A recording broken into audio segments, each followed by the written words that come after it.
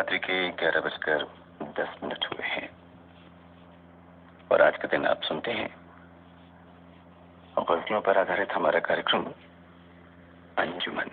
नमस्कार, news pulse में आप सबों का स्वागत है। मैं हूँ संतोष सिंह। तो जैसे मैं कहता हूँ ना कि मैं संतोष सिंह, ये आवाज़ पता नहीं कितने वर्षों तक इसी तरीके से गूंजता रहे, कहना समझना मुश्किल है, लेकिन मेरी ये एक आवाज़ है कि मैं संतोष सिंह। उसी तरीके से हम आपको आज एक आवाज़ सुनाने जा रहे हैं। ज़रा उस आवाज़ को आप पहचानिए। आकाशवाणी का ये आवाज़ कभी जब आप सुने होंगे तो दिल से छू गया होगा आपको। बात का लहजा मई में हम नहीं कहते हैं, ये मतलब भाषाई जो एक लोच है इनके अंदर, उसे आप पकड़ नहीं सकते हैं कि ये बिहार के हैं, लेकिन अपनी इसी काबिलियत की वजह से पटना आकाशवाणी से दिल्ली आकाशवाणी पहुंच गए। चाहे वो भजन संध्या की बात हो, फिर लता मंगेशकर के साथ 1 to 1 करने की बात हो, हर पल हर क्षण ये आवाज़ एक नई कशिश के साथ लोगों के बीच पहुंचता रहा है। जरा बात करते हैं, क्या सोचते हैं इस दुनिया के बारे में। कितना मौजूद है आज भी रेडियो।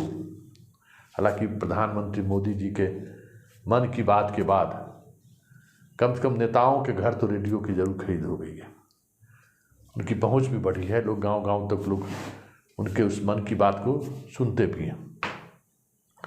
फिर भी एक उद्घोषक के रूप में जिन्हें आप स्क्रीन पर, ये टीवी तो है नहीं, रेडियो है, सिर्फ आवाज़ आप सुनते होंगे, तो उस आवाज़ के जादूगर से हम बात करते हैं, आपको मिलाते हैं उस आवाज़ के जादू के पीछे क्या राज छुपा हुआ है। ज़रा आप भी सुनिए। मैं तो जो कुछ भी हूँ बिहार की मिट्टी से बना हूँ, और ये सारा कुछ इसी बिहार का दिया हुआ है, पटना का दिया हुआ है। हाँ, कई बार मेरी वाणी से, जो आकाशवाणी से प्रसारित होती है, अगर लोग कुछ कंफ्यूज होते हैं तो मुझे लगता है उतना कन्फ्यूज़न है नहीं।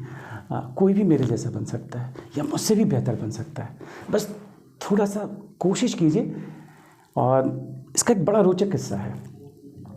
क्लास 4 की बात है, हमारी एक जी कौर मैम थी, तो सारे बच्चों से पूछ रही थी कि बच्चे तुम बड़े होके क्या बनोगे।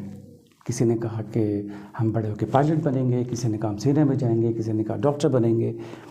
मेरी भी बारी आई तो मैंने कहा टीचर जी मैं ना रेडियो में अनाउंसर बनूंगा। मेरी बात पूरी भी नहीं हुई थी कि मुझे एक थप्पड़ लगा। मैंने कहा, मैं रोने लगा कि क्या बात हुई, कि मैं क्यों टीचर जी ने मुझे मारा। तो चिकौर मैम ने मेरे आंसू पोंछे और बोले, बेटा तुम रेडियो अनाउंसर बनना चाहते हो ना। अनाउंसर होता है, अनाउंसर नहीं होता। और ये याद रखना, ज़िंदगी में अनाउंसर कभी गलत नहीं बोलता है, वो शुद्ध बोलता है। और जब वो बोलता है तो लोग सुनते हैं रेडियो पे और वैसा ही बनने की कोशिश करते हैं, और उन्हें पक्का भरोसा होता है कि रेडियो का आदमी है, ये सही बोल रहा होगा। और संतोष जी, सबसे बड़ी बात है शायद यही रेडियो का बड़प्पन है। हमारे माननीय प्रधानमंत्री जी ने रेडियो को चुना मन की बात के लिए। जो रेडियो कभी कभी धीरे धीरे लोग भूल रहे थे, वापस पुनर्जीवित हो गया। लोग रेडियो सुनने लगे, भले वो मन की बात के लिए सुनते हो। रेडियो बिकने लगा, जो आउटडेटेड हो गया था। कभी आपको याद होगा, घर के कोने में रेडियो होता था, बड़ा सा रेडियो, स्विच ऑन कीजिए, वो धीरे धीरे गर्म होता था, बत्तियां जलती थी, बड़ा सा उसमें ट्यूनिंग बार होता था। वो कब ट्रांजिस्टर में कन्वर्ट हो गया, और अब तो रेडियो मोबाइल पे आ गया है। और फिर एफएम आया, तो जो रेडियो मीडियम वेव और शॉर्ट वेव पे एक तरह से ख़त्म होने को था, वो एफएम ने आके ज़िंदा किया। और जो उसमें रही सही कसर थी, वो हमारे मोदी जी ने किया मन की बात से, और एक बार फिर से रेडियो ज़िंदा हो गया। और रेडियो की एक बात और कहूँ कि मुझे याद है, मुझे भक्ति संगीत कार्यक्रम करने का मुझे लगातार लगभग 14 साल मौका मिला। आमतौर पे भक्ति संगीत का कार्यक्रम बड़ा मुश्किल होता है ना, डूब करके करना होता है। आप उस पर मजाक नहीं कर सकते, क्योंकि वो ईश्वर की बातें होती हैं। आवाज़ भले गले से निकल रही है, लेकिन वो आवाज़ आपकी आत्मा से भी निकलनी चाहिए, तब जा कर के कार्यक्रम बनता है। और मैं कई बार ईश्वर को कहता हूँ कि मैं तो क्या ईश्वर ने मुझे देखा मेरे अंदर कि भाई ये कार्यक्रम अशोक करेगा। और इसका प्रूफ था चिट्ठियाँ। सुबह 4 बजे का समय जो होता है वो ब्रह्म मुहूर्त का होता है। हमारी जो युवा पीढ़ी वो सोई रहती है, काम करने वाले बच्चे हैं, थक जाते हैं, लेकिन जो हमारे बुज़ुर्ग हैं ना वो जगह रहते हैं। तो उनको अगर उस वक्त भजनों का कार्यक्रम सुनने को मिल जाए तो इससे अच्छी बात और क्या होगी। तो चिट्ठियाँ आने लगी और उसमें इतनी आशीषें होती थीं मेरे लिए, ब्लेसिंग्स होती थीं। मुझे अभी भी याद है कि मैं एक दिन जब अपनी ड्यूटी ख़त्म करके ड्यूटी रूम में पहुंचा तो हमारे जो ड्यूटी ऑफिसर थे दिलीप झा जी, उन्होंने कहा अशोक तुम्हारे लिए फ़ोन, एक बूढ़ी महिला तुमसे बात करना चाहती है। मैंने उठाया, मैंने हेलो किया तो वो बोली कि अशोक बेटा बोल रहे हो? मैंने कहा हाँ अशोक बोल रहा हूँ। बोले बेटा मुझे तुम्हारी आवाज़ जब भी सुनती हूँ, मैं वर्षों से सुन रही हूँ ये भजनों का कार्यक्रम, तो इसलिए नहीं कि भक्ति संगीत है, मुझे तुम्हारी आवाज़ में मुझे अपना जो बेटा है ना वो याद आ जाता है, वो दिखता है। मैंने कहा क्या मतलब? कि अब वो नहीं है दुनिया में, मगर ऐसा लगता है कि तुम्हारी आवाज़ उसे मिलती है बहुत ज़्यादा। तो उसको तो गुजरे हुए बरसों बीत गए कि बेटा तुम मुझे एक बार माँ कह सकते हो। संतोष जी आप यकीन नहीं मानिएगा, मेरी आंखें भर आईं और मैंने फ़ोन पर उनको माँ कहा। मुझे लगता है कि आवाज़ की दुनिया में ये बहुत बड़ा पुरस्कार है। इससे बड़ा रिवॉर्ड क्या हो सकता है कि आप रेडियो में उन लोगों के लिए जो आपको नहीं देखे कभी, आवाज़ से सुनते हैं और आवाज़ से वो एक शेप बना लेते हैं। उन्होंने मुझे कृष्ण कन्हैया का, सोचे कि वो उनको क्या नज़र आता होगा मेरे में।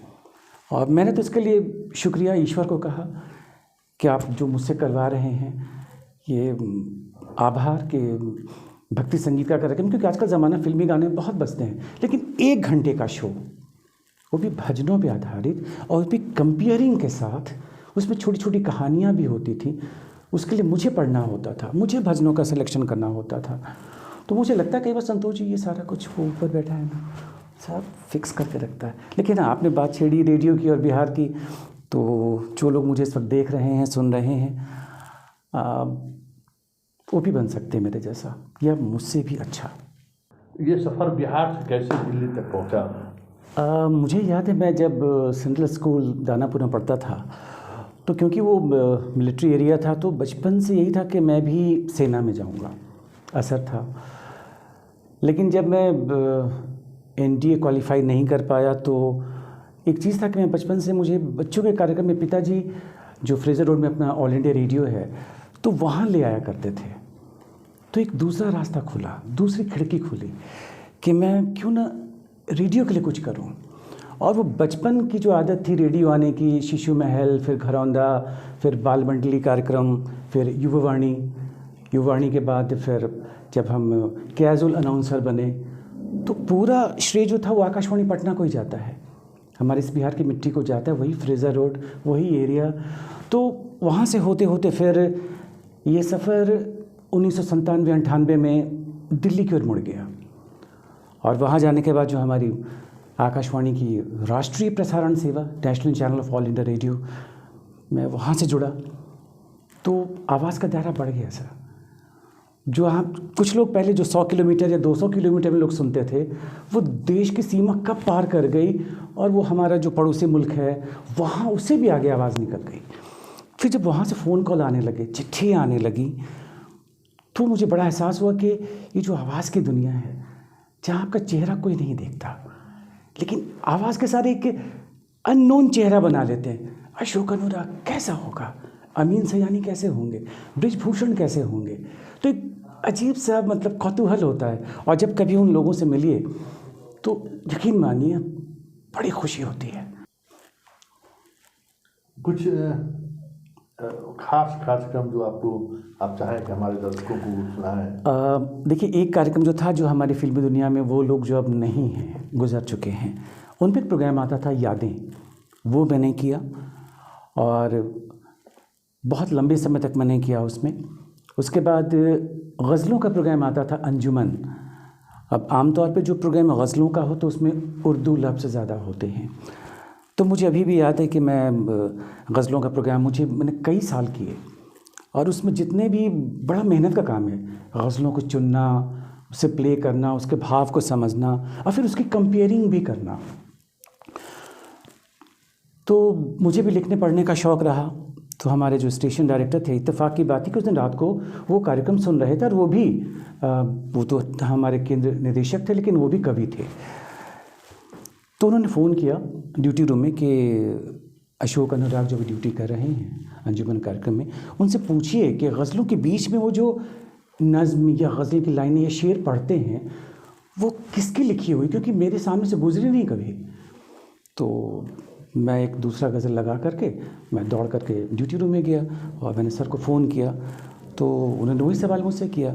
मैंने कहा सर ये गुस्ताखी मेरी है, क्योंकि मैं भी कुछ लिख लेता हूँ, तो उसमें जो भी आपने नज़्म सुनी या जो गज़ल की लाइनें या शेर वो मेरी लिखी हुई थी, और कुछ मैंने इन बिटवीन जब प्रोग्राम चल रहा है तो उस बीच मैंने कुछ लाइनें लिख दी।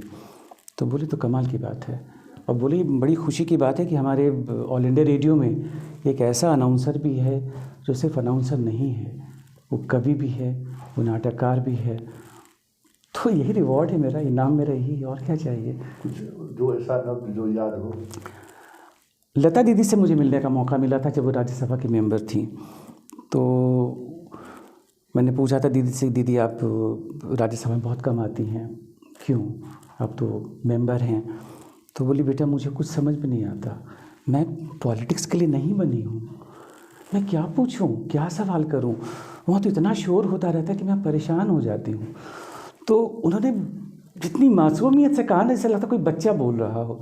तो मुझे बहुत खुशी हुई, और वो पहला और आखिरी मौका था। फिर मैं लता दीदी से मिल नहीं पाया, और मैंने उनके चरण स्पर्श के प्रणाम किया उनको। तो ये सारी चीज़ें मुझे रेडियो ने दी है, ऐसे ऐसे लोगों से मिलना, सुनना, जानना उनके बारे में। और रेडियो में क्या है ना कि बड़ा विस्तार है, बहुत बड़ा आकाश है रेडियो का। टेलीविज़न में क्या क्या विज़न से बहुत कुछ छुपा देते हैं, थोड़ा सा स्पोकन है, बहुत कुछ विज़न कहा जाता है। संतोष जी, रेडियो में सिर्फ आवाज़ है, वही सब कुछ कहती है। और मेरी आवाज़ ही मेरी पहचान। जी, घर याद रहे। और ख़ासकर मेरे पास अभी ये देखिए मेरे मोबाइल में कुछ नाम हैं, ये कार्यक्रम उन नामों के बिना मुझे लगता है कि अधूरा रह जाएगा। मैं वो नाम ज़रूर अभी शेयर करना चाहूँगा, जो वो युवा पीढ़ी और हमारे वो पीढ़ी जो बूढ़ी हो रही है, उनको ये नाम याद हो जाएगा, और युवा पीढ़ी प्रेरणा ले सकते हैं कि कैसे कैसे लोग रेडियो से गुजरें। बहुत नाम तो नहीं हैं, लेकिन जो नाम हैं उसमें कई लोग तो हमारे बिहार के ही हैं। जगत कुमार निगम ये उद्घोषक थे, और किसी सेलिब्रिटी से कम नहीं थे, इतनी अच्छी आवाज़ थी इनकी। सुरेंद्र कुमार उपाध्याय, बाद में ये रांची भी पोस्टेड हुए थे। पुष्पा आर्यानी, हम लोग उनको बड़ी दीदी कहते थे। एसपी किरण साहब जो स्टेशन डायरेक्टर थे आकाशवाणी पटना में। मंजूश्री वर्मा बाल मंडली में दीदी बनती थी, बाद में वो रांची पोस्टेड हुई, और हाल में ही कुछ साल पहले उनका देहांत हुआ। उसके बाद सुमन कुमार, सुषमा शुक्ला, गुप्तेश्वर नाथ श्रीवास्तव, अरुण कुमार सिन्हा आवाज़ की दुनिया के मास्टर थे। स्नेहलता पारुथी, सरिता शर्मा, बद्री प्रसाद यादव, उनको तो कौन नहीं जानता, स्पोर्ट्स के तो नामी आदमी थे। शंकर प्रसाद जी, किरण खई, सत्या सहगल, कृष्ण कुमार भार्गव जो न्यूज़ रीडर भी थे, उनको डिप्यूटेशन पे पटना भेजा गया था। और मनोज कुमार मिश्र न्यूज़ रीडर थे। अनंत कुमार को कौन नहीं जानता, प्रादेशिक समाचार के, तो बाद में वो दिल्ली ट्रांसफ़र हुआ था उनका। जय नारायण शर्मा, निर्मल सिकदर, ये भी स्टेशन डायरेक्टर थे। विजय लक्ष्मी सिन्हा जो बाद में उप महानिदेशक भी बनी, पटना से ही थी वो। ग्रेस कुजूर उप महानिदेशक। रोजनी लकड़ा, बाद में ये जमशेदपुर और रांची में भी ये रही। उसके बाद माधुरी चतुर्वेदी, विजय कुमार सिन्हा मंटू, ये बहुत ही अच्छी आवाज़, रांची के बाद पटना आए थे, उसके बाद इनका पोस्टिंग दिल्ली हुआ। बहुत मतलब कमाल की आवाज़। और मैं आपको कुछ नाम गिनाता हूँ। राधा कृष्ण जो केंद्र निदेशक थे आकाशवाणी रांची में, जाने माने राइटर भी हैं, और राधा कृष्ण जी को हर पढ़ने वाला व्यक्ति कौन नहीं जानता। उसके बाद आप रवि खन्ना, उमेश अग्निहोत्री, जगदीश वशिष्ठ और गुलशन मधुर, ये 4 नाम जो मैंने अभी गिनाए ना, ये सभी ऑल इंडिया रेडियो से थे जो बाद में वॉइस ऑफ अमेरिका चले गए, और वहाँ से मैं इनकी आवाज़ें सुना करता था। कुछ और नाम बताता हूँ मैं। रामेश्वर सिंह कश्यप, लोहा सिंह को कौन नहीं जानता, आकाशवाणी पटना की पहचान, खदीरन के माई, फाटक बाबा, बटुक भाई, भगजोगनी, ये कैरेक्टर उन्हीं के दिए हुए थे। जबकि जैसा कि मुझे पता था कि वो अंग्रेज़ी के प्रोफेसर थे, लेकिन क्या कमांड था उनका भाषा पे। लोहा सिंह जैसा नाटक मैं दावे के साथ कह सकता हूँ कि पूरे भारतवर्ष में किसी भी केंद्र पे नहीं है, पटना छोड़ करके। तो पटना का आउटपुट, लेकिन इतने बदलाव के बाद आज आकाशवाणी कहाँ खड़ा है? सर आकाशवाणी वहीं खड़ा है संतोष जी, जहाँ वो पहले था। थोड़ा सा कुछ चीज़ें जब आती हैं ना तो लोगों का ध्यान भटक गया था। चलो टेलीविज़न आ गया, फिर मोबाइल आ गया, लेकिन रेडियो की पहचान तो आज भी है। रेडियो आज भी जिंदा है, और सबसे बड़ा सबूत मैंने कहा मन की बात और हमारे मोदी जी। अगर ऐसा नहीं होता तो वो रेडियो नहीं चुनते। आप मानते हैं कि नहीं? तो रेडियो तो बिल्कुल जीवंत चीज़ है। आज लोहा सिंह आपको क्यों याद है? आपने कहा ना खदीरन की माई, आपके जहन में आप जब सुनते होंगे, उस वक्त युवा होंगे आप, तो सबके जहन में बैठा हुआ है। तो रेडियो ने बहुत कुछ दिया है, आज भी दे रहा है वो। और मेरे ख्याल से जब तक ये दुनिया है, जब तक रेडियो है और ये आवाज़ की दुनिया है, ये कभी ख़त्म नहीं होगी।